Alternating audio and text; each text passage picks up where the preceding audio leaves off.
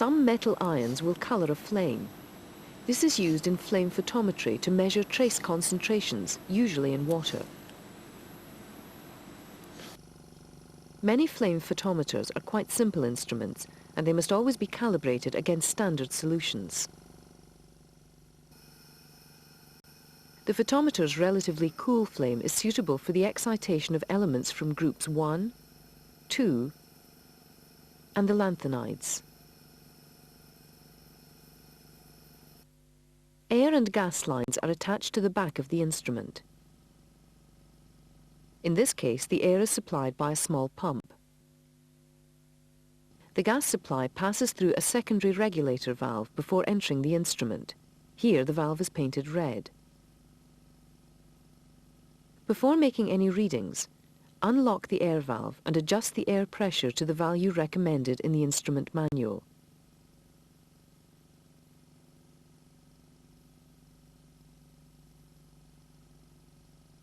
Then lock the valve. The regulated air and gas supplies enter a nebulizer unit where they are mixed with the sample solution. The air flowing into the nozzle at the front of the unit draws solution up a thin tube and converts it into a mist.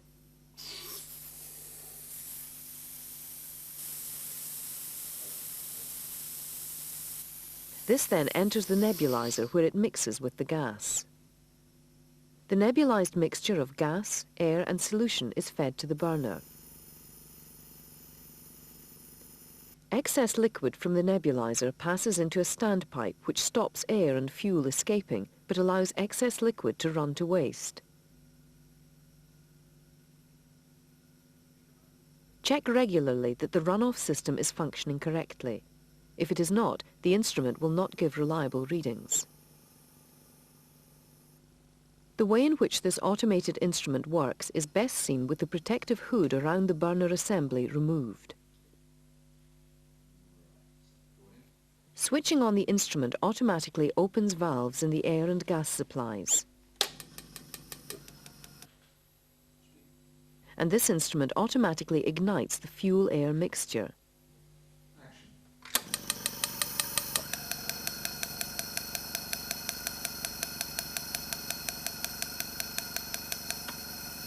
The presence of a flame is sensed by a detector and indicated on the front panel. If ever the flame is extinguished during operation, a signal from the detector shuts off the gas supply. When using older instruments without these safety features, take great care to follow the operating instructions exactly, since there may be a risk of forming explosive gas-air mixtures.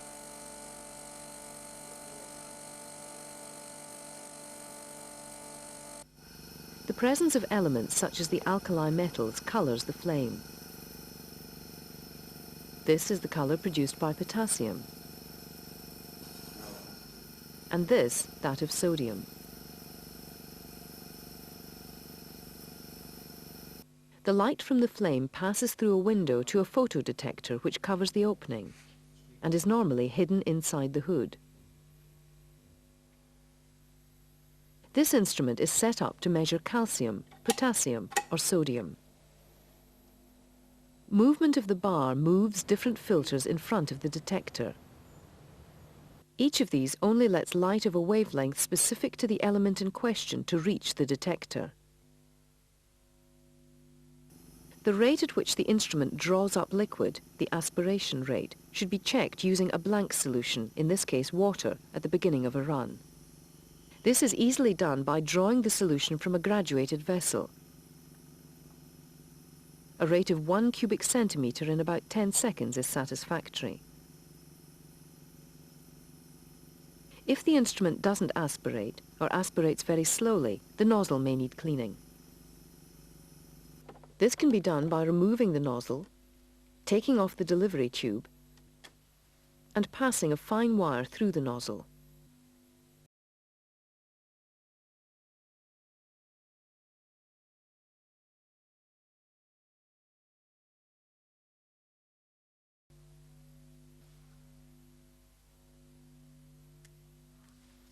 Before starting a run, the flame must be set to give the maximum sensitivity for the element that is to be measured. Ensure that the fuel control is well open. Switch on, and when the flame is ignited, aspirate the blank solution, in this case distilled water.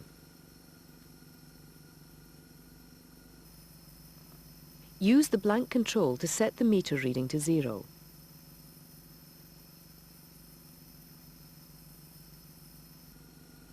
Then replace the blank solution by a dilute solution of the element to be measured, in this case sodium.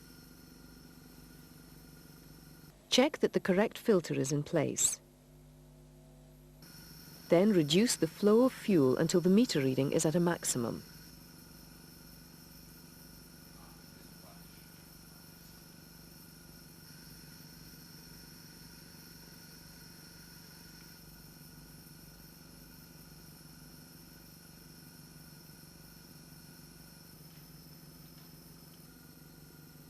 Now aspirate the blank solution again to remove any traces of sodium from the nebulizer.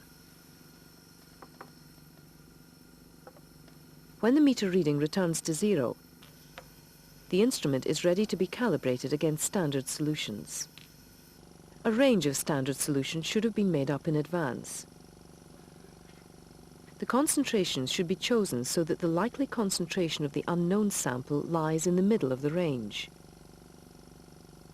Start with the most concentrated standard solution.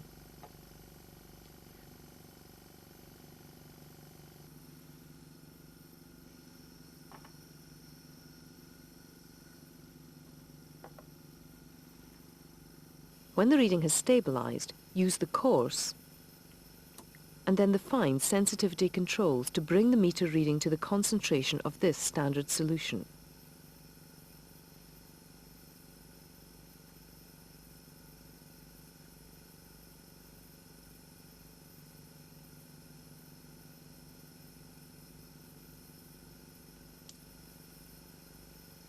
Once this is done, the settings of the instrument should not be altered until the analysis is completed. Aspirate the blank solution to clean the nebulizer.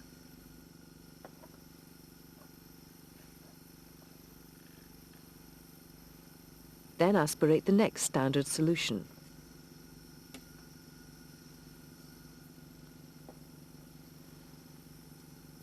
Note the meter reading.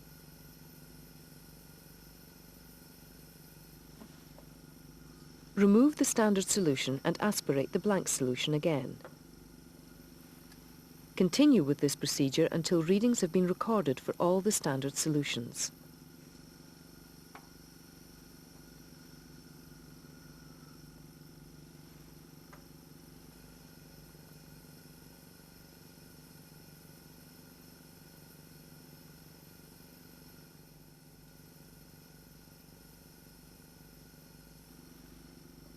Now aspirate the blank solution again.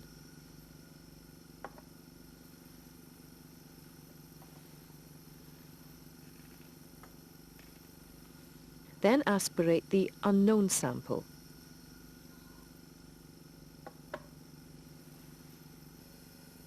And record the meter reading.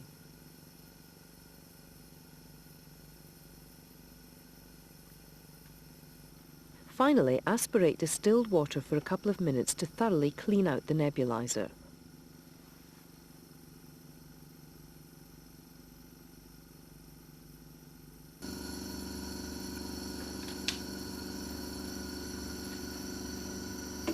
Then switch off. For non-automated instruments, carefully follow the shutdown procedure. If the unknown solution contains solids, it is important to filter it. Otherwise, the nebulizer may become blocked. It is vital to select a filter paper that will not absorb the ions that will be measured. If in doubt, seek advice. Thoroughly wash out the sample vessel and the filter to ensure all the soluble sample is transferred to the measuring flask. Then make it up to volume. Plot the calibration readings. This frequently gives a slight curve. That's why calibration is necessary. Then read off the parts per million value corresponding to the analytical sample.